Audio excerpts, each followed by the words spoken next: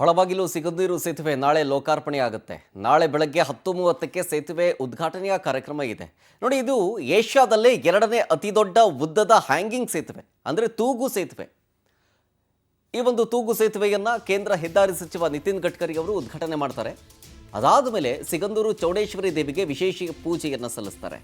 ಮಧ್ಯಾಹ್ನ ಸುಮಾರು 12 ಗಂಟೆ ಅಷ್ಟೊತ್ತಿಗೆ ನೆಹರು ಮೈದಾನದಲ್ಲಿ ಸಾರ್ವಜನಿಕ ಸಮಾರಂಭ ಶುರುವಾಗುತ್ತೆ. ಈ ಒಂದು ಸಮಾರಂಭದಲ್ಲಿ ಹಲವು ಗಣ್ಯರು ಭಾಗಿಯಾಗ್ತಾರೆ. ಕೇಂದ್ರ ಸಚಿವ ಪ್ರಹ್ಲಾದ್ ಜೋಶಿ ಅವರು ಇರ್ತಾರೆ, ಸರ್ಕಾರದ ಸಚಿವರುಗಳು ಇರ್ತಾರೆ, ಸಂಸದ ರಾಘವೇಂದ್ರ, ಸ್ಥಳೀಯ ಶಾಸಕರು ಸೇರಿದಂತೆ ಪ್ರಮುಖರೆಲ್ಲರೂ ಈ ಕಾರ್ಯಕ್ರಮಕ್ಕೆ ಪಾಲ್ಗೊಳ್ತಾರೆ. 473 ಕೋಟಿ ವೆಚ್ಚದಲ್ಲಿ ಈ ಸಿಗಂದೂರು ಸೇತುವೆ, ತೂಗು ಸೇತುವೆ, ಹ್ಯಾಂಗಿಂಗ್ ಬ್ರಿಡ್ಜ್ ಅಂತ ಕರಿತೀವಲ್ಲ, ಇದನ್ನು ನಿರ್ಮಾಣ ಮಾಡಲಾಗಿದೆ. 2.14 ಕಿಲೋಮೀಟರ್ ಉದ್ದ ಇದೆ. ಸೊ ಇದು ಏಷ್ಯಾದಲ್ಲೇ ಎರಡನೇ ಅತಿ ಉದ್ದದ ತೂಗು ಸೇತುವೆ.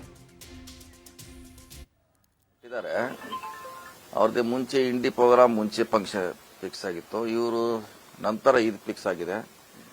ಸೊ ಡೇಟ್ ಕ್ಲಾಶ್ ಆಗಿದೆ. ಹಿಂಗಾಗಿ ಅಲ್ಲಿ ಅವರು ದೊಡ್ಡ ಪ್ರಮಾಣದ ಕಾರ್ಯಕ್ರಮ ಇದೆ ಇಂಡಿ ಶಾಸಕರದು. ಹೀಗಾಗಿ ಅದನ್ನು ಅವಾಯ್ಡ್ ಮಾಡ್ಲಿಕ್ಕೆ ಆಗೋಲ್ಲ. CM ಪರವಾಗಿ ನಾವು ಹೋಗ್ತಾ ಇದೀವಿ. ಆದರೆ ಮುಂದಿನ ಸಾರಿ ಸೊ ಆ ಡೇಟು ಇವರಿಂದ ಕನ್ಫರ್ಮ್ ಮಾಡಿದ್ರೆ ಒಳ್ಳೇದು, ಯಾಕಂದ್ರೆ ಕ್ಲಾಶ್ ಆಗೋಲ್ಲ.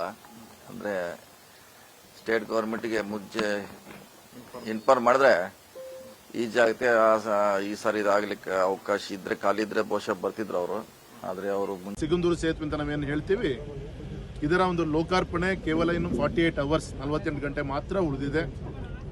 ನಮ್ಮ ಯೋಗ ಸಾಕಷ್ಟು ಹೋರಾಟ, ಅನೇಕ ಇದಕ್ಕೆ ಹುತಾತ್ಮರಾಗಿದ್ದಾರೆ, ಜೀವವನ್ನು ಕಳ್ಕೊಂಡಿದ್ದಾರೆ ತೆಪ್ಪವನ್ನು ದಾಟ ಸಂದರ್ಭದಲ್ಲಿ. ಅವನ್ನೆಲ್ಲ ಈ ಸಂದರ್ಭದಲ್ಲಿ ನೆನೆಸ್ಕೊಳ್ತಾ, ಇಚ್ಛಾಶಕ್ತಿಯ ಒಂದು ಕೊರತೆಯಿಂದ ನಿಧಾನ ಆಯ್ತು ಅಂತ ಗೊತ್ತಿಲ್ಲ. ಆದರೆ ಯಡಿಯೂರಪ್ಪ ಅಂತ ಒಬ್ಬ ನಾಯಕರು ಈ ಭಾಗದಲ್ಲಿ ಜನರ ಆಶ್ವಾದನೆ ಸಂಸತ್ ಸದಸ್ಯರ ಆದಮೇಲೆ, ಮತ್ತು ಕೇಂದ್ರದಲ್ಲಿ ಸನ್ಮಾನಿತ ನಿತಿನ್ ಗಡ್ಕರಿಜಿಯವರ ಒಂದು ಸಹಕಾರ, ಒಂದು ಗ್ರಾಮ ಪಂಚಾಯತಿ ರಸ್ತೆಯನ್ನು ಒಂದು ರಾಷ್ಟ್ರೀಯ ಹೆದ್ದಾರಿಯಾಗಿ ಅಪ್ಗ್ರೇಡ್ ಮಾಡಿದಂಥ ಪ್ರತಿಫಲ. ಸುಮಾರು